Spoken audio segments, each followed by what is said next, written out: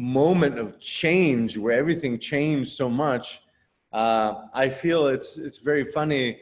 What originally felt was isolation, and where we literally locked ourselves in this house, not this one, but the one we were before, for 2 months.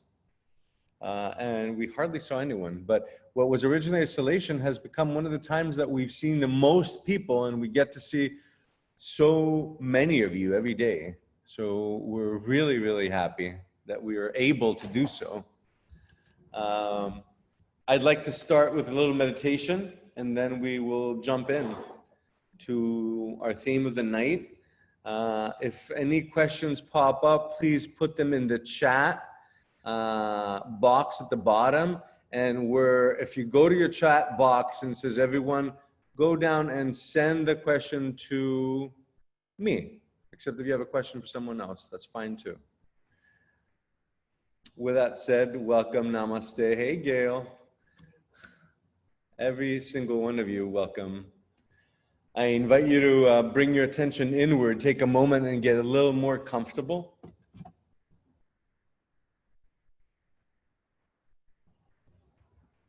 And close your eyes if that feels safe and okay for you. Close your eyes for a moment.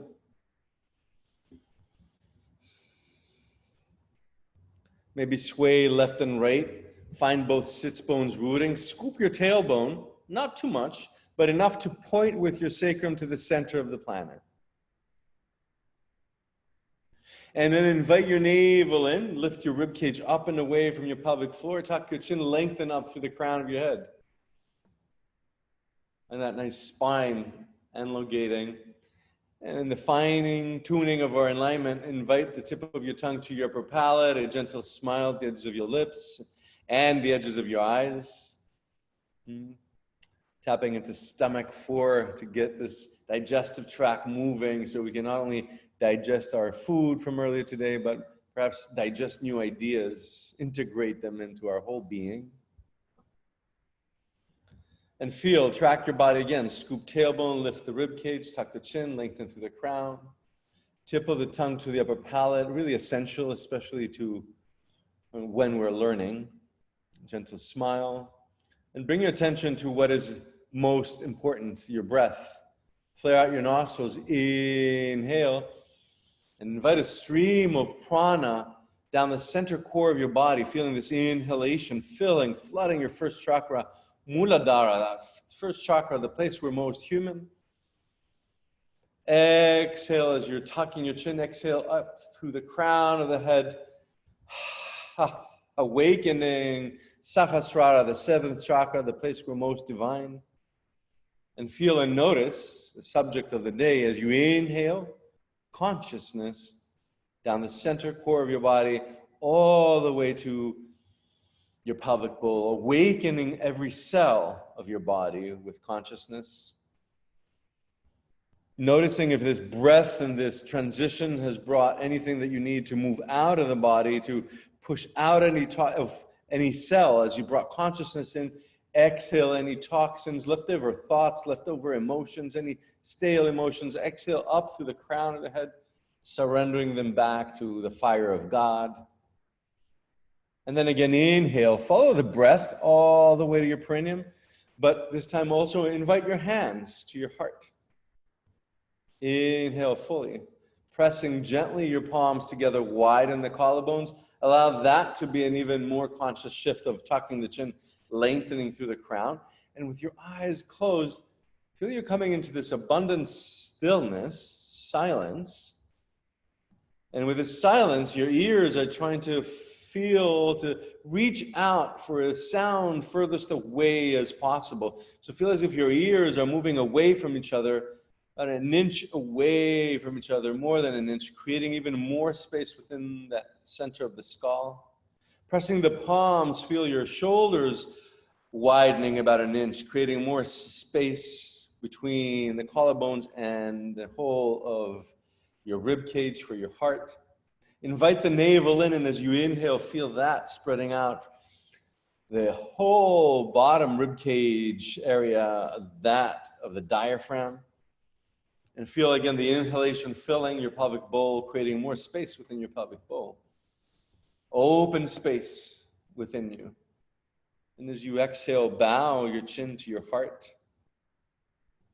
Take a moment and honor yourself for being here. Honor yourself for everything that you do for your healing and for your evolution. And if you wish to bow deeper to any god or goddess, saint or avatar, as I've mentioned earlier today with some of you in the practice, and this last few days, I bow to Joseph, who has recently showed up. Joseph, Christ's father, as a figure of the father, open to his wisdom. Inhale and gently rise. And as you tap your heart, open your eyes. Inhale, opening your eyes to the world. And as you exhale, open your palms. Let's all open our palms together. I come empty-handed. I will leave empty-handed. Exhale, release any tension. Welcome, brothers and sisters. Okay, so today I chose a really small topic. I don't remember what inspired me. Something. There was a conversation I was having the other day here with some wonderful beings that we're meeting here at Blue Spirit and the Longevity Center. And we're talking about longevity. And Stefan, the owner of Blue Spirit, who has established the Longevity Center, was saying, I don't believe that longevity is only about living long, but there's something else in it. And we both came to this idea and talked about the vibration of the cells, awakening mitochondria. Mitochondria are these beings, this airborne being, bacteria that at some point joined us and entered through the air into our lungs. And this is somewhere in the very beginning when we were in an infant state, before we were even apes, before we were Homo sapiens. And as the mitochondria entered into the blood flow and entered the cells, they essentially became the most important ally that we have, because without mitochondria, we would not be alive. I know, maybe the subject is not mitochondria today. Maybe it is. Maybe all of life, the nature of reality and the nature of perception has a lot to do with it. I'm just going to leave that there because I feel it was the inspiration that there's some shamanic other being that lives within us, and the mitochondria, to finish it off a little bit, are these bacteria that live within our cells and collect the oxygen, and they bring in the oxygen. As they press the oxygen in on one side of the cell, they push the toxins out. And if the cell itself is fully able to take that inhale and that exhale, which happens on a cellular level, it's great. When after 7 days to after 7 years, depending on what kind of cell it is, right? Skin cells, hair cells rather, and nail cells have about 7 days of life. They die within 7 days and we have new ones. That's why hair grows so fast, nails grow so fast. Bone cells take a little bit longer. They take 7 years, but nonetheless, all the cells of our body have only a specific amount of life, and the amount of life is checked by the mitochondria. They're the gatekeepers.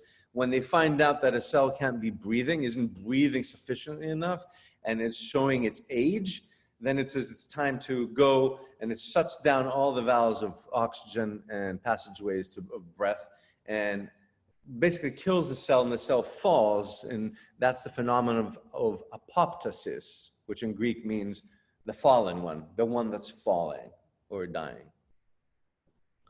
So in essence, mitochondria are with us from the beginning to the end, and they really are our pals, our allies in this whole idea. So talking about the nature of reality, I'm going to come a little bit and talk a little bit I'm going to talk about several people that have passed by and have offered their ideas. And I'm going to start, first of all, I don't know, since I've left the States, I've become even more close to the idea that I'm originally also Greek. So my Greekness is coming up, and all the ancient Greeks are coming up, and I'm more and more bringing them up to what I share. So I'm going to go to Socrates. And Socrates said the famous know thyself. And he said something a little bit more than that. We were stuck with a know thyself, and that's a little bit, has to do, and probably will come back to it on the perception of reality and how we perceive reality, and how we perceive reality in this modern world, how we perceived it in the past, before modern world, before technology, before the Industrial Revolution. But I want to say that Socrates, the whole sentence Socrates said, and it's important to have the whole thing, because know thyself can be really misunderstood. Know thyself, and you shall know the secrets of the universe and of all the gods. That is why it's important to know the self. I, like many other people that I've met and think, and maybe some of you that are present here tonight, I was trying to find out thyself, looking to find out who Ray was. And that is not what he was talking about. I am irrelevant. I am just another individual. And if I'm trying to figure out Ray, what I'm usually trying to do is I'm trying to figure out my psychology, and I start going back to my childhood, and then I start going through stories, some that I shared with therapists, some that I shared with shamans, some that I shared with priests and monks. But there's just a lot of stories. And I've actually discovered a little bit on perception that my stories would change a little bit. Sometimes they would change a little bit in some details. Sometimes they were more, what's the name? I would start exaggerating or basically putting a little bit more sauce around the story. So that's perception. Perception is how I remember things, but that's not the self. I'm going to go to this, before I go to the self, I want to talk a little bit about the nature of reality. And I'm going to quote Nikola Tesla and Niels Bohr. Nikola Tesla said a lot of things. I want to say that I love Nikola Tesla, and I consider him to be one of the greatest shamans of all time. Not only did he do magic, like magic I've seen other shamans doing on me or in individual healings, but he did his magic on harnessing the power of electricity, the power of wind, and he did the magic, he did the shamanic act. A shaman is he or she who can change one reality to another reality, right? One being in disease to someone that's in full ease and absolute health. Nikola Tesla changed our reality. Many of you may know this already, some of you may not. Nikola Tesla created electricity. He created the light bulb. He created the telephone. He created a VHF. He created the cell phones. He created the remote controls. Cell phones, let me say, so you don't put them all in the same box, came because of all that he did. But he actually created the remote control. He actually created X-rays. And everything that we know today as a reality, because we can turn on a switch, all the way to that we can turn on our computers and be in these boxes, are a result of his work. So he's changed our reality drastically.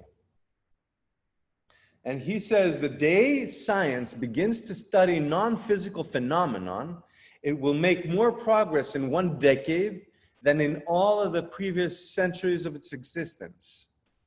The day that science starts studying non-physical phenomenon, because science is really stuck. See, there was one moment that humanity started saying, well, we have to really, if we want to be scientific, we have to be real. And if we want to be real, we have to talk about what's tangible, what I can hold. But yet when it started taking things that we could hold, they started looking at them closer and closer. They started taking microscopes, and they started going inner, further and further deep in, and something really funny happened. While they created the classical physics, and they said, well, okay, we've gone in with this microscope all the way to Democritus 5 centuries before Christ, my other Greek buddy, and he said, we've come to the atomo, the smallest, the atom. An atom means the indivisible, something that cannot be divided again. We've come to the atom. An atom means several things in Greek. One of the things means is something that cannot be divided. It also means the individual. The individual. So he looked at the atom and he said, this is it. This is the smallest particle that creates everything.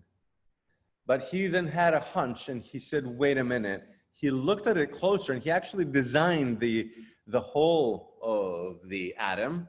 He put a proton in the middle, electrons that moved around, and neutrons that moved around. And he showed the structure of the atom, and he already knew that in the atom, 99.9999% of the atom is empty space. He was able, without the microscopes at the time, was able to determine that the center core of the atom, the proton, was there, but its nature was to blink in and out of existence. It had a frequency of some 55,000 times a second. And he noticed that the proton, the only material thing of an atom, the only substance, if you want, real thing you could hold, was there and then it wasn't there. It was there and then it wasn't there. And he found that to be really mysterious. And I like what Chopra said years later, recently, or 20, 30 years ago. I heard Chopra say, that's amazing. He said, only God can make something appear and disappear 55,000 times in 1 second. Because that's really fast. Or actually, he said, only God can make the whole planet Earth appear and disappear, because we're all appearing and disappearing.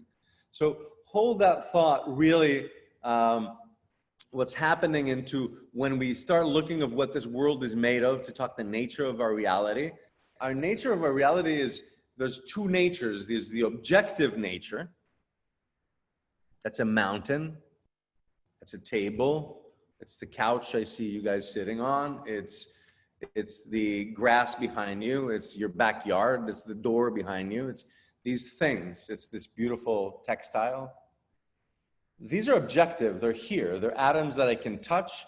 I can actually smell, feel, hear. Objective reality is the reality that can be interacted through the 5 senses. If I try to walk through this wall, I will probably get a bloody nose. Objectively, that wall is there. So we are talking about objective reality, and that's one of the realities that we can all have to agree that it is true and it is real. Because we could all touch it, we can agree on it. But there's also this other reality that is called samsara. And samsara is what the Vedics took, the Vedic philosophers took, when they started, the yogis, the first yogi shamans, the first yogi sages, and said, when people get together, they start discussing and they start agreeing on a reality. And samsara then is the reality that is agreed upon, or else known to us in the Western world as fiction. We can all decide that this area that we're here with Nina is called Costa Rica, and where you guys are at is called Estados Unidos, United States. But that is not true, because if you go out to space and you look back to the Earth, you won't see lines that are like separating this country. The word country itself is a fiction, this idea which we've all agreed upon for several reasons. We might get to that and we might not get to that. We might touch politics, we might not. We'll try not to, or I get a 10-foot pole to touch it. But politics is all fiction. I'll just say that. It's absolutely fiction. There's no objective reality within politics. I know maybe you might have a disagreement on that. We'll talk about that in another talk. But I'm going to back up and I'm going to go to Nikola Tesla again, and I'm going to say that Nikola Tesla, along with Socrates, came and said this because he was the one that really understood. He studied the Vedas. He was a Buddhist, and he studied Vedic astrology, and he studied with the yogic philosophy really deeply. And he got a lot out of the Sanskrit texts of how that made him come to these understandings and actually create everything that he created. And there's a lot that he created that unfortunately was not being we were not allowed to access, like free energy. Another conversation, but this is what Nikola Tesla said. If you want to find the secrets of the universe, think in terms of energy, frequency, and vibration. If you want to find the secrets of the universe, think of in terms of energy, frequency, and vibration. And then I'm wait a minute, he took this from Socrates. If you want to know thyself, when you know thyself, you will know the secrets of the universe and God. So that got me thinking and trying to put these things together. How am I going to know the frequency of everything? So the essence here is we're all sitting here together in our bodies. And each and every one of us is interacting through our five senses. We're interacting through the five senses. The only way for you to hear me or when we're together to feel or to know is through your five senses. And as you're receiving the information, not only the information I'm sharing today, but the information, just turn around and look outside your window. For those of you who are outside, just look outside. I see trees, I see a couple monkeys actually, birds, I see Nina. I see a world outside me, but this world outside me, when it enters through my eyes, it immediately is filtered, and it is essentially, there's a translation that happens. There's a perceptual reality. There's a color that I put on everything, a value that I put on everything I see the moment I see it. Is everyone with me? I know I'm saying a lot of things, but I hope that they're all of the same nature and you're feeling how this is coming together. We'll get there.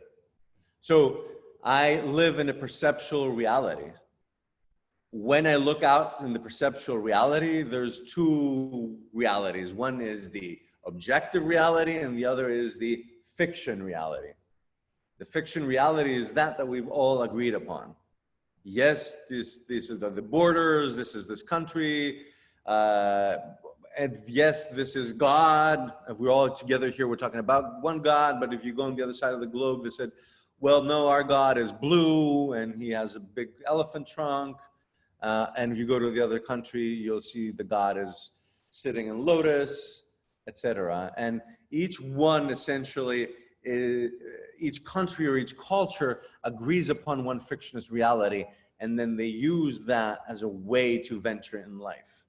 So the elements we have in order for us to understand life are five elements and how we interpret the five elements. So when I'm looking at objective reality, I immediately put on it an interpretation that is only my own. How big a mountain is depends only on your physical ability, and we each have a different physical ability to climb it. If it took me 3 days to climb it, it's a huge mountain. If you're more athletic, and I see some athletic folks on board, it took you 3 hours to get there, and you're like, it's a small mountain. Even objective reality gets a filter of our perception on it. So I'm going to bring it a little bit home and talk about how can we really untangle all these things? Because all the statements I've made are true, and they're not my statements. If you noticed, I'm quoting statements from other people that have been doing this for centuries. And scientists / philosophers, one and the same, where their science and their philosophy still stands till today for a very specific reason, because they got something right. So I'm going to bring it home to yoga and shamanism, because this is, and martial arts, because this is what I do. This is what we do. And we do martial arts, yoga, and shamanism because we feel that these are the sciences that gives the individual the technology to create a physical body, to bring it into an optimal state, so the five senses are sharp and as clear as possible, in order for the interpretation to be close to reality. If my senses are muddled, my interpretation of what I'm seeing is going to be muddled. If my senses are clear, my interpretation is going to be more clear. The nature of reality truly is, if we look at the objective and we say, well, let's find what's real. This marker here is real. And then we go all the way down to the atom. What happened later on is when we got the microscopes in Princeton and in some universities in Germany, Dr. Planck was able to go deeper into the atom and said, well, yeah, the atom is what makes everything, but what is the atom made of? And one of the things that he discovered is that it's made of nothing. Again, the only thing that's real in an atom is the proton, and that is here and it's not. It keeps on blinking in and out. So shamans come and tell us there's a lot of nothing. There's space that is happening. When the atom is not, when the proton is not here, when I am not here, is there someone else here? And that's what the shamans call the spirit world. The essence to say what our scientists are saying is that what we call objective and what we call real matter is made of something that is not real. Niels Bohr says, if quantum mechanics hasn't profoundly shocked you, you haven't understood it yet. Everything we call real is made of things that cannot be carded as real. Let me say that again. Everything we call real is made of things that cannot be regarded real. So that cannot be regarded real is essentially described as little, what do you call them? Like little swirls that are happening that create space, that create the sense of the proton, that create the space between the proton and the electron. And that here, I'm going to jump to someone to bring it hopefully all home. To jump back to another awesome Greek philosopher, Philostratus, from 220 AD, and where he talks about Apollonius. And Apollonius goes to the gods and he says, and they allowed Apollonius to ask questions, and he asked them of what then, of what they thought the cosmos was composed. And they replied, of elements. And Apollonius said, are they then four? He asked. Not four, five. And how can there be a fifth, said Apollonius, alongside water, air, ether, and fire? They answered, alongside water, air, earth, and fire, there is ether. So in the middle of everything that we know as substance, there is something we cannot catch. And that has been called for centuries primordial ether. And ether is the space, and this space is consciousness. What we all feel and what we all have in common is consciousness. You are consciously online to watch this talk and share this moment with me. There is something that's moving your curiosity to look deeper into what life is. There is consciousness that wants to find out what consciousness is. The tantrics say God comes down to earth to split in order to be different people and different animals so God can look at God. So in essence, we are 36 or how many blocks here of little icons of God looking at God. Consciousness has created what we call this reality, material reality, has slowed down its light. It's slowed it down so much so it can be seen, and there's a moment to kind of feel that we touched it and it was real.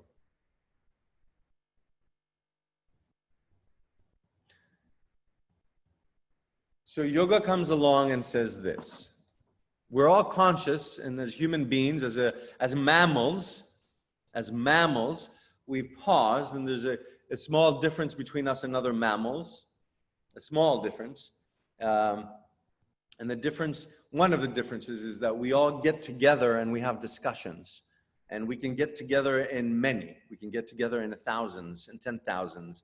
And then if we get together in 10,000s, then we can agree on some realities and we can establish realities, fiction realities. Like, okay, 10,000 of us will make this the United States. 1 million of you will you can make this China. So one of the things that the yogis said, they said, let's pause everything, take 10 steps back and see what we're really dealing with. How can I know the self? In order to know myself, I need to know my nature. It's not, again, about knowing Ray or knowing Jeffrey or Gail or Bridget or Carol. It's about knowing our own nature. If I can know my nature, I can start knowing much more about actual reality. So this is where yoga says, the study of yoga, this is where shamans say, martial artists, one and the same, they say that the study of yoga is the study of what is true and what is real. And in order to do that, we need to know who is the one studying. What has happened to us through the centuries of evolution is that we had different ideas of who we are and what we are. And we had different agreements through the centuries. In the beginning, we all agreed we're another mammal running to hide from bigger predators, chasing smaller predators. Eventually, we came to an understanding that we have a tool that other animals don't have. 10 of us can go together hunting, or even more importantly, 1,000 of us can get together and go hunting. Right? This is perhaps the only difference between us and the rest of the mammals, that you can't get 1,000 chimpanzees to do one thing. But if you get 1,000 people together, they can create an economy, or they can create a sports, or they can create a religion, and they can create a country. So yogis say the important thing is to understand who is the one studying the self in order to actually find the self. And they've realized that we have three components of who we truly are. Our nature is separated not only into five, our nature of understanding life is not separated only through the five senses. The five senses belong to the body. That's one way of perceiving the world, through the body, through the five senses. There is another state of perceiving the world. We have a brain, and the brain has this ability to remember things, and actually is fascinating. The brain is fascinating. The brain can hold an idea or one sentence that it heard forever. It can decide what thoughts it puts all the way to the up front, to have right there in the window, to use readily in perception and in understanding things. You can have ideas that it parks way in the back and uses what we call subconsciously. It has ways to do something else that is the mind is awesome with. It can project in the future. That is what gives it the gift of creating a fiction reality and creating a new reality, or changing realities, like through revolutions, changing times. And then there's a third part of the self that yoga says, and that is the soul. And the soul itself is the essence of the ether itself. The soul itself has the same nature as ether. The soul itself is the same light as God is. God, ether, being the consciousness of thing, a blade of grass growing is conscious that it's growing amongst other blades of grass. I see a beautiful lawn back there. The blade of grass knows when it's raining. The blade of grass knows when the sun is out. It behaves differently. It's conscious of what is happening and has a reaction to it. That consciousness is within everything that creates our planet and creates us. And that, the essence of that consciousness, is the same light of our soul. So as human beings, as these beings on earth, we have three states, if you want, three modalities of which we understand life through. We have three perceptual states: the mind, the body, and the soul. So if we're trying to understand everything, we want to be in touch with everything and understand that these are our three main ways of viewing the world. And essentially, we're beginning to understand the nature of who we are. Again, not me as an individual, because Ray, the only difference between Ray and Holly, I see here with a beautiful lawn, and Janie and Ronald and Leo, the only difference is the fictional self of personality that we've each created differently. But the essence of the true self lies within, and that is the soul. Now, the soul, the yogis realized, and the shamans realized, lives within the body and is mainly driven by a storyteller that lives upstairs, and that is called the mind. And this storyteller is a narrator. The body is walking across here in an objective reality with an objective body that we've said is made of matter. I can do this because this hand crashes into that hand, and they can't move because they're pushing away each other, so they must be very real. So that is the only real thing that's walking in this real world. The world has slowed down and has created a material reality. And within this, our body is moving. So I'm moving in this planet, and I'm coming across my hands, or I'm holding your hands. We're holding each other in each other's eyes. And as this first impression comes in of what that objective reality is, the first one that gets the hands on it is the narrator upstairs and starts saying, oh, this is a friendly person. This is a friendly human being. This is this is that. Oh, I knew someone else that had a blue t-shirt. I knew someone else that did that. And it starts now, the brain, the narrator starts giving a interpretation based on previous facts. And then immediately delivers a fiction reality based on its nature of giving a fiction as reality. It says, well, if those three are aligned, if your name is Leo and you have glasses, then you must study yoga like I do. It creates these riffs. It creates these automatic ideas. But the truth of the matter is that the brain is not all-knowing at all, because there's one problem with the brain. At least one, I should say. There's at least one problem with the brain. The brain cannot be in the present moment. The moment I do this, instead of witnessing this as something objective that is happening, and this is the first time it's ever happening, instead of taking this directly, this impression, and deliver it to the soul, the brain stops it and says, well, last time I heard someone applaud was at a Nina Simone awesome concert. The last time I saw someone applaud was when someone great sang something beautiful. But it's robbing me, and it's robbing us of the present moment being new, and what might be new in this brand new, objectively brand new moment and experience. It rather throws us back into older experiences, and it makes us go over the same ruts. The soul that is the light is hungry to feel what is true and what is real, and is hungry to connect with this reality. But it can't connect. We've come in to our bodies to connect with this reality, and as it comes into the body, there's several things that happen. The body is like a big sponge.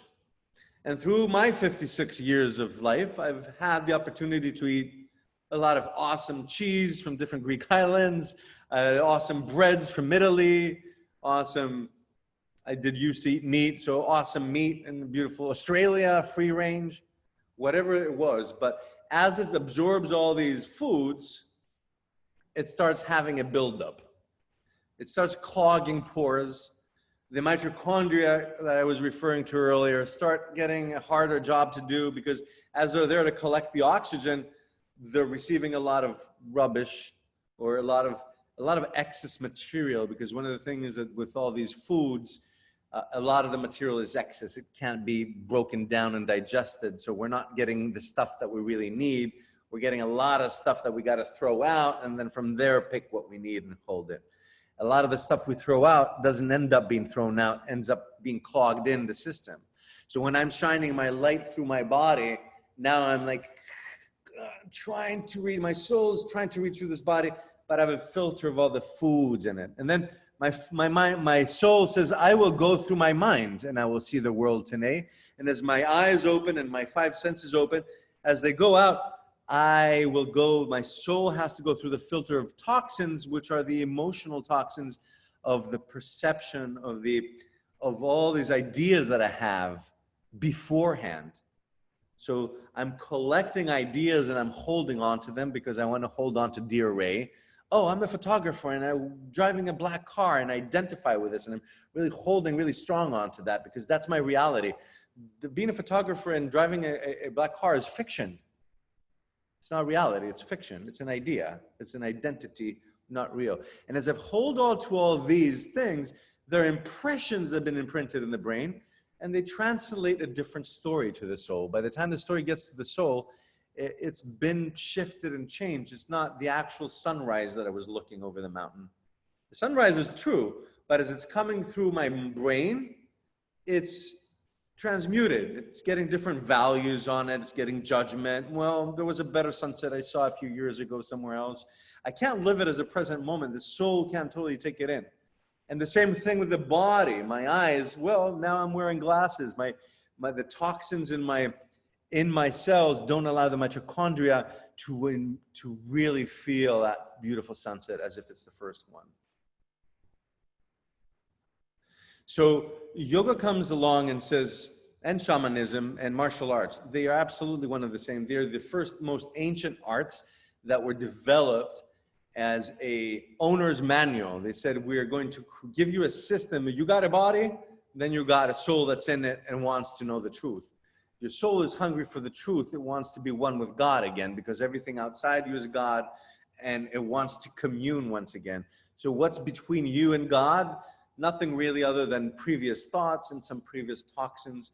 And we can really purify all those. So once again purify the channels so the light within can commune with the light without anything in between it, really, or with the least amount of friction possible. Because a little friction is nice, because it's like, yeah, because now it's I'm objectively here. I'm objectively here, right? So I want this, a little pain that I feel, and then I hurt myself and I'm crying is good because I have a body and I'm feeling all these things. So again, the yogis and the shamans and the martial artists, going back to the Taoists, right, who created acupuncture and herb medicine and all that, they're all the same, on the same string of energy, along with Tesla and Socrates. They say that there is a series of movements that you can do that can open your meridians so you can detoxify your organs. If you begin to detoxify your organs, your impression of the world through your body begins to become a less toxic impression. And actually, to really bring it home now, I hope, we're going to solve it today, the whole of reality. To really bring it home is that, remember when I said that even what is material is of energy. So we're looking to find the energy. And while we're walking with our body, and this is something for all of you that are in the Jaguar path, you've heard again many times, while I'm walking with my body, what I'm really sensing to the world through is my luminous field. The electromagnetic field created by the electricity that runs in my body. Exactly like the electromagnetic field that is created around the planet because of the amount of megavolts of electricity in the center of the planet Earth. That luminous field is created around my body. And I'm sensing out to the world this matrix and I'm feeling into it. And I'm walking through what Einstein called the unified field. The two forces of gravity and the electromagnetic field combined together create the unified field. And the unified field, characteristically, Einstein tells us, is not the same everywhere. It differs in intensity, in direction, and quality. When I purify all my internal organs, when I'm able to open all my meridians with equanimity, I'm breathing plenty of oxygen in each and every cell of my body, my mitochondria is alive and thriving, and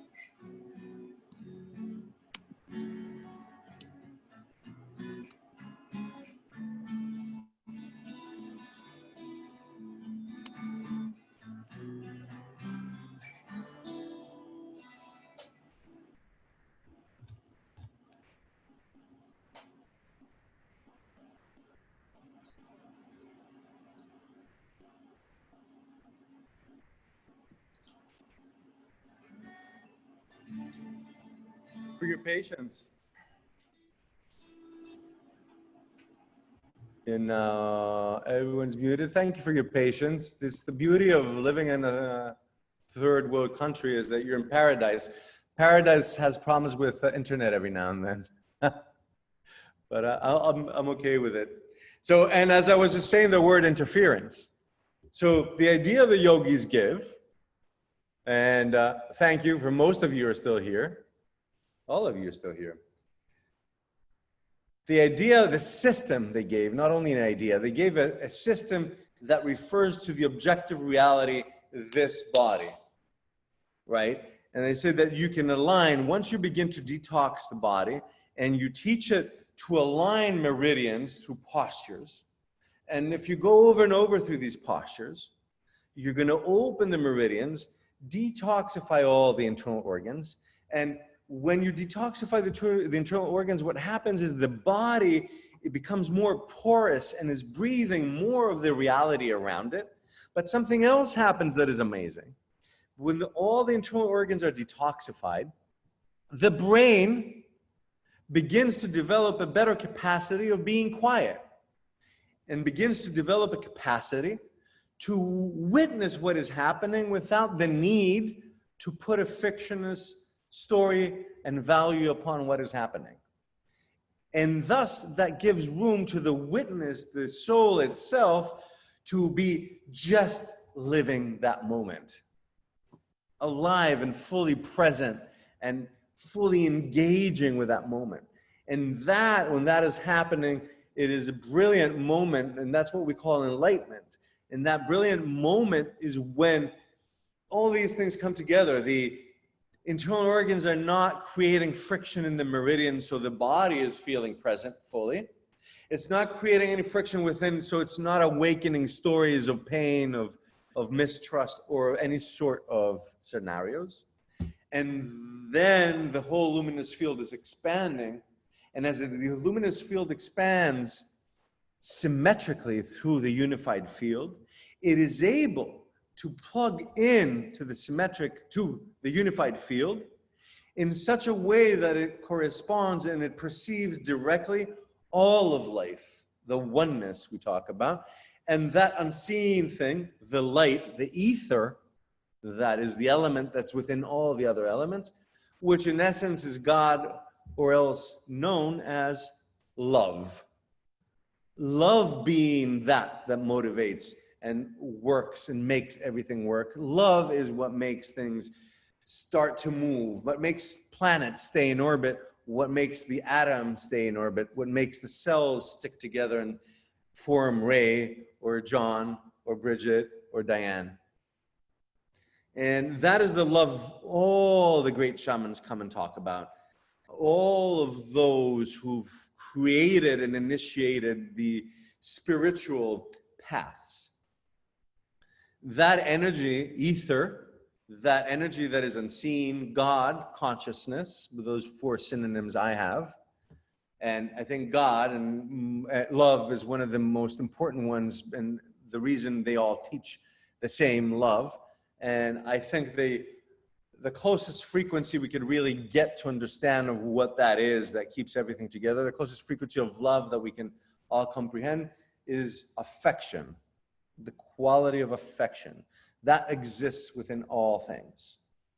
And that is why affection itself is one of the most healing and most powerful healing energies that exists and we can use, and has been used by wonderful miracle workers and wonderful, and for one another, we've all used on occasion. So bring it on more for yourself, bring it on more for everyone around you.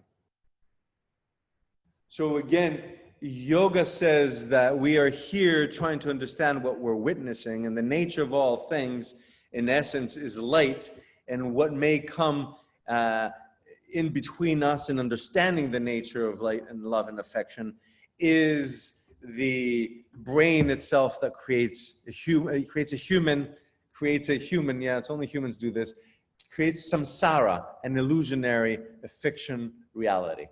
And sometimes it's great. Some fictions are awesome. We can really rejoice in some fictions.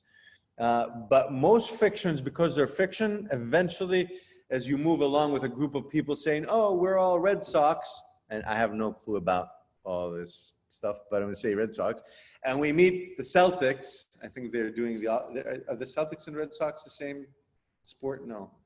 What are, I'm going to use another example. Let's say the Brazilian soccer team has this beautiful fiction that they're the greatest yoga team, but then they meet the Greek team or the Peru or the American team. And then those two fictions are going to collide because they believe they're the greatest and the others believe they're the greatest. So one of them is not real. And that's where friction begins to happen, where fiction gives way to friction.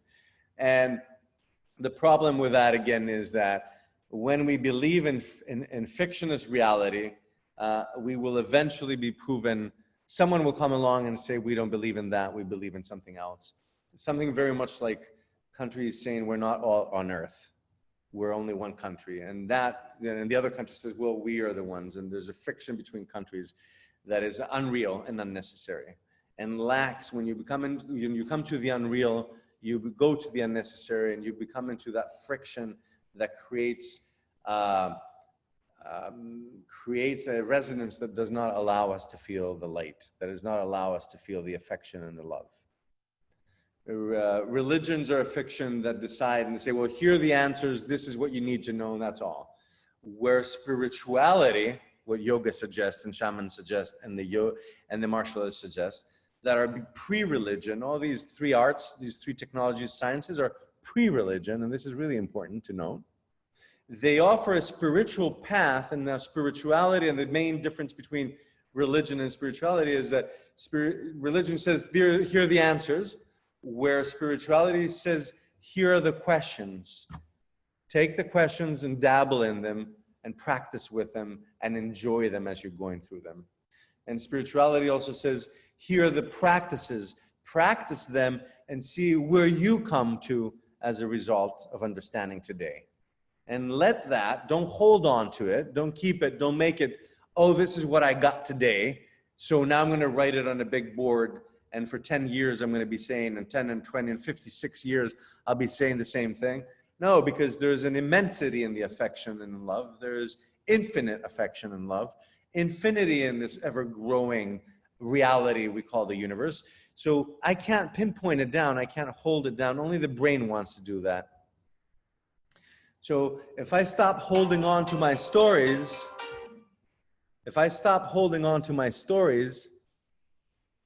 and I start letting go my previous stories of how I used to be when I was 20, how I used to be when I was 30 and 40 and 50, the more I let these go, the more I'm allowing myself to evolve into a new being and into a new understanding. And the more I'm allowing myself to be in this space, the more I'm allowing my mitochondria to move out old stories from the cells and renew the cells.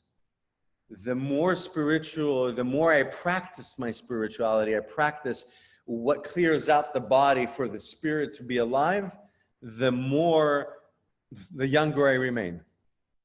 The more I hold onto old stories, the older I become. So the nature of all things is love and affection, if we were to draw a conclusion, and if you want to have an answer of today's, it's like, so what was it? What did Ray say? What's the nature of all things? The nature of all things is affection, my beloved ones, and love. And the nature of perception is something that is beautiful, and if we practice our perception and we practice letting go, the disattachment that yoga allows us, practicing yoga postures daily and deep pranayama daily and meditation daily, we can find a moment that we're perceiving the world more purely through a purer body and a quieter narrator mind.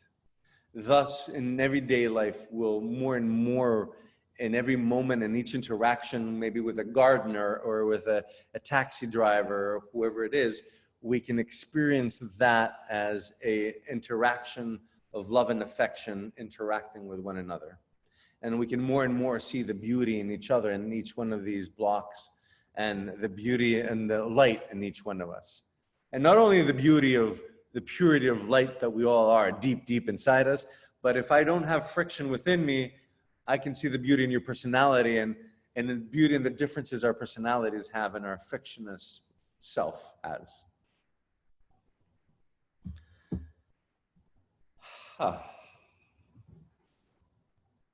I did it in one breath. No, I breathe through and through.